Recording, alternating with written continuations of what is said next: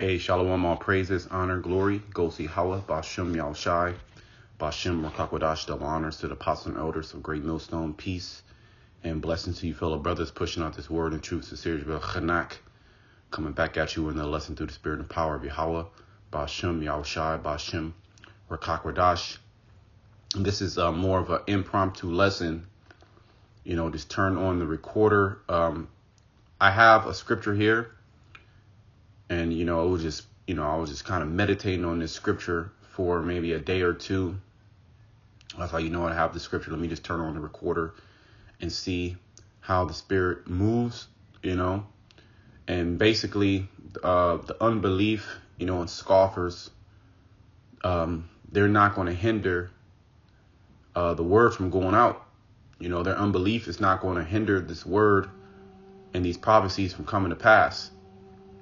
Okay, because even their very their very unbelief is spoken about and written in the scriptures. Okay, now I have the scripture here. This is 2nd Ezra 15:1. Behold, speak thou in the ears of my people the words of prophecy. And that's what we're set up to do. We're set up to speak the words of prophecy in these last days to our people as well as to the whole world. The whole world is hearing the testimony of Yahweh Shema Shai. Okay, and the whole world is being exposed to how they hate Yahweh Shema Shai. Okay, they hate his law, they hate his characteristics. When we tell the people what he looks like, they hate that. They hate how he set things up. So it's being made clear, okay, that the majority of the earth hate Yahweh Shema Shai in the Bible, the correct way of breaking down the Bible. Which I will put in thy mouth, said the Lord. Right, this is divine. Okay, we've been set up from the beginning. Okay, Jeremiah 1:5, right? For I knew thee. Let me get that really quickly.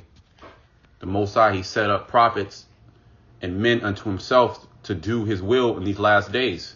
Okay, just as he's done that since the beginning of time. Okay, Jeremiah 1:5. Before I formed thee in the belly, I knew thee.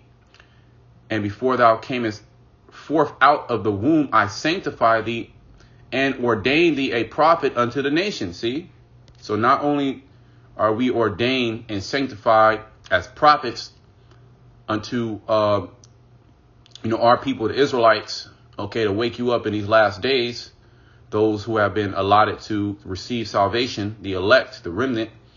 We're also prophets unto the nations. All the nations are hearing the prophecies. They're hearing the testimony, which their unbelief is not going to cause these words from not coming to pass, right? As well as the scoffers and scorners of our people. I'm back in 2nd Ezra 15:2, and cause them to be written in paper, for they are faithful and true. And we believe that. We believe that the words that are written in the scriptures are faithful and true, meaning if the Lord said he's going to do something, he's going to do it. Now, everybody has their own private interpretation of what the scriptures mean. But when they're confronted, okay, they stumble, at these words, and they can't even break it down. Okay, they stumble. Okay, they fall short. They butcher, they botch, they have no understanding, nor does this word ever change these people for the better. If anything, they get more demonic. Yet the men that you see rising up in these last days, starting with Great Millstone, the apostles and elders on down, okay, that they learn from their elders, okay, on down, okay, has totally changed and transformed, okay, the minds of the men that you see out there, as well as the believers. This word is set up to change you. Okay, his word is as fire, and we are as, either those precious metals, right, gold and silver, or you can be stubble. And that fire, if it hits that stubble, that wood is going to burn you up. And those are the undesirables.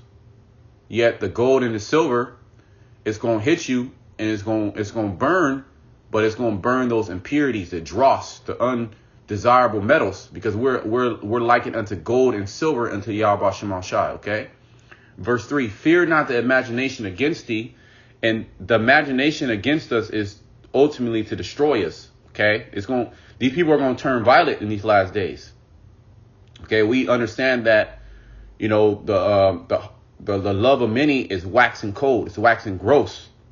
Okay, you know, I was just thinking to myself earlier how bad it's going to get in these last days. Just watching certain videos, you watch the news, and then you just kind of meditate on, you know, the prophecies and how bad, how the prophecies say it's going to get, how bad it's going to get, and how people are just going to be just outright shooting, killing each other, which they're already doing, but it's going to come to just a different example. It's going to be on a different level. Okay. And they have all types of imaginations against us, from our people, okay, to the other nations, all the way to Esau, Edom, because this word is messing them up. Fear not. So we're not going to fear any of these imaginations. Fear not the imaginations against thee. Let not the incredulity of them trouble thee that speak against thee. Okay, we have many. The whole world speaks against us. The whole world is dead set against this Bible. They're upset. They're mad. They might not voice it because, you know, they're you know, it's not time for them to voice it. But a lot of them do. A lot of them come on the comment boards. A lot of them come by the camp. They'll scoff, whether it's, you know, vocally or within their heart. You know, they'll fan their hand. They'll pull the shoulder. Ezekiel 33:30. You know, they'll talk shit, you know, behind closed doors. And they speak against us, but that's the incredulity, the inability to believe. They can't believe. They're not set up to believe. Okay. We're not supposed to let any of that trouble us. Okay. Because we have a sure word of prophecy. What we're speaking is the truth, and we don't have to be ashamed of that. And they're going to try to make us feel ashamed in these last days for our testimony. Oh, you rape little girls. What evidence? What evidence that we rape little girls, when the whole time Esau, Edom is the one that's raping. He's the one that's sexually trafficking, you know.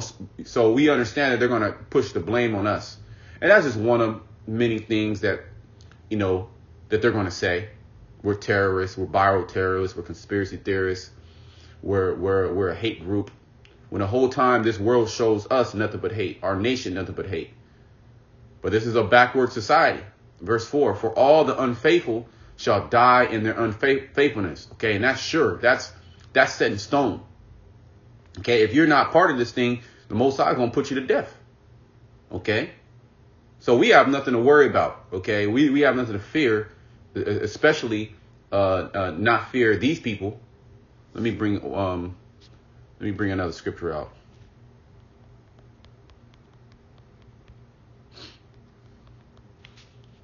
Give me 1 second.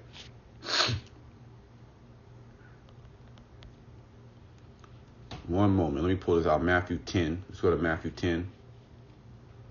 But before we do that, let me finish this. I'm just going to read maybe one or two more verses in 2nd Esdras. Verse 5. Behold, said the Lord, I will bring plagues upon the world, the sword, famine, death, and destruction. And these things are sent for the wicked. So here it is. They're imagining harm against us. They're talking all type of madness against us, okay, to destroy us, to kill us. Yet these plagues are sent to destroy them. And we're going to see the workers of iniquity, okay, starting with Esau, Edom, okay, trickling all the way down to our people. They're going to be taken by these different plagues, by the sword, the famine, death, and destruction. Okay, while the elect is going to be saved and put to the side, okay, as a choice vine. So, you know, people talking stuff, the Most High going to put them to death. For wickedness has exceedingly polluted the whole earth, and their hurtful works are fulfilled. Right. Their sins have reached unto heaven. OK. And now it's time for the Most High to pretty much uncover everybody's work. Right.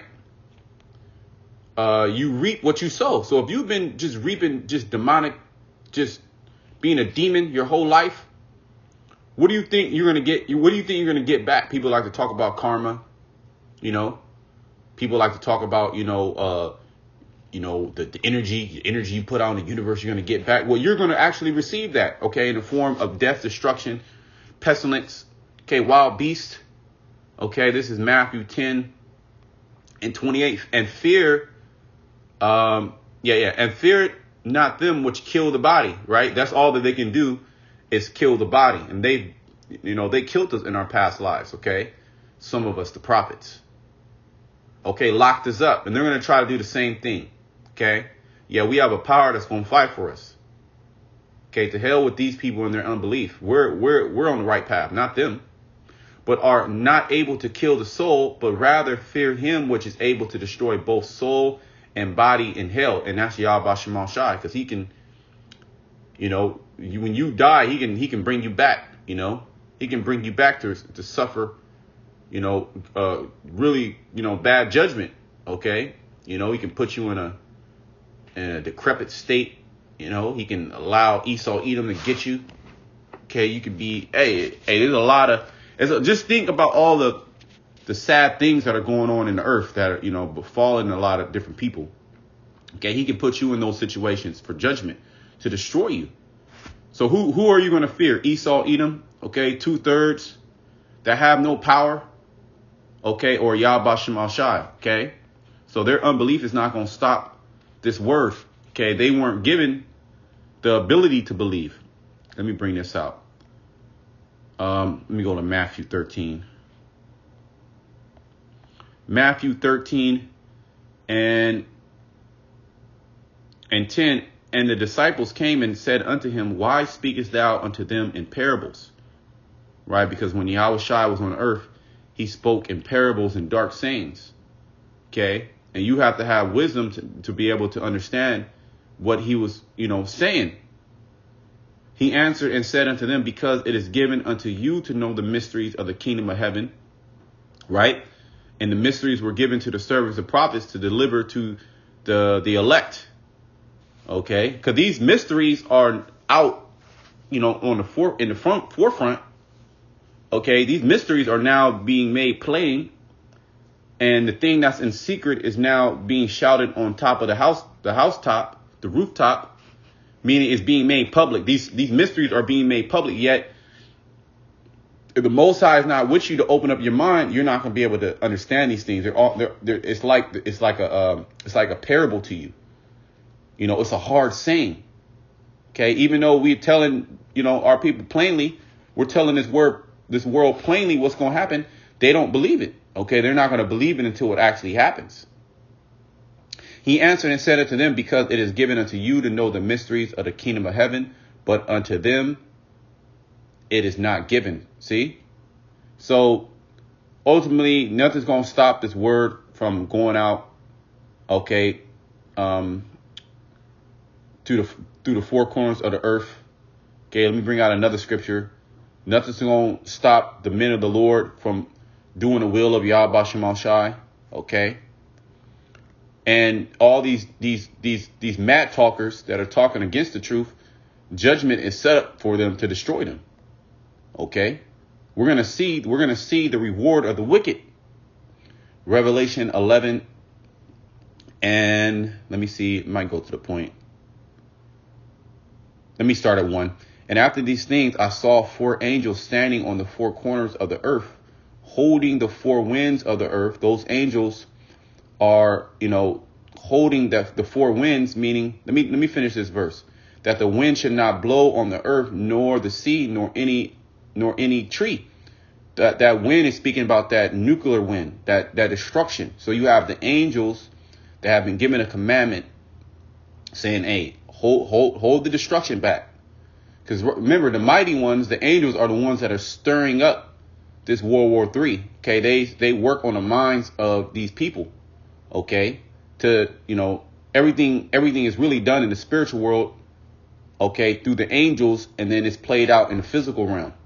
Okay, so we're being moved by the Spirit of the Lord. Okay, on the right hand side, and you have people that are being moved by the Spirit of the Lord on the left hand side. OK, so you have these angels that are holding back the destruction. OK, yet this destruction is about to be loosed. OK, after certain what is it called?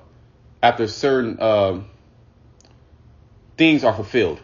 OK, and I saw another angel ascending from the east, having the seal of the living power. And he cried with a loud voice to the 4 angels to whom it was given to hurt the earth and the sea. So those angels are set up to hurt the earth and the sea, okay, to basically allow this World War III to commence, okay, and to destroy the majority, okay, well, all America and in certain parts of the earth, as well as the after effects of that destruction. It's going to totally change the earth. It's going to destroy a lot of people. There's going to be people. Hey, the crazy thing is, there's going to be people that's going to survive this thing. Not here in America, but different parts of the earth.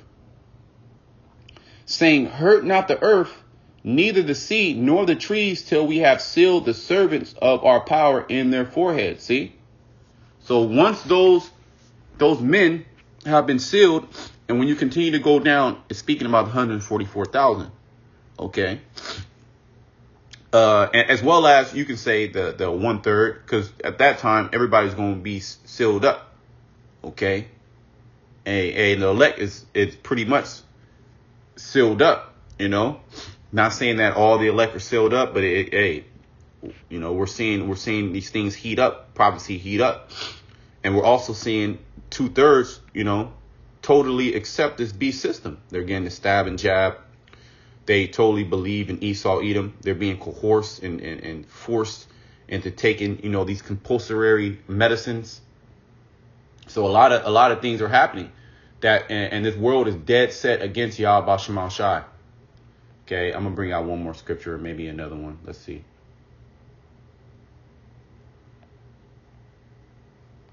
Give me a second.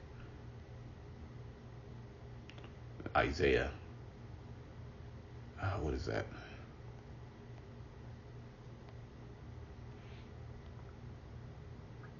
Isaiah 9:5. For every battle of the warrior is with confused noise and garments rolled in blood, but this shall be with burning and fuel of fire. Okay, and that's that nuclear wind that we are just reading about in Revelation, the 7th chapter. Okay, and let me go to Ezekiel, the 9th chapter. Okay, because Revelation 7th chapter is speaking about that, what's it called? The elect being sealed, okay? Being sealed and being exempt from judgment, okay? Which is going into the Tawah, which we're about to read right now. Ezekiel 9:4, and the Lord said unto him, go through the midst of the city and through the midst of Jerusalem and set a mark upon the foreheads of the men that sigh and cry, the men that sigh and that cry for all the abominations that be done in the midst thereof.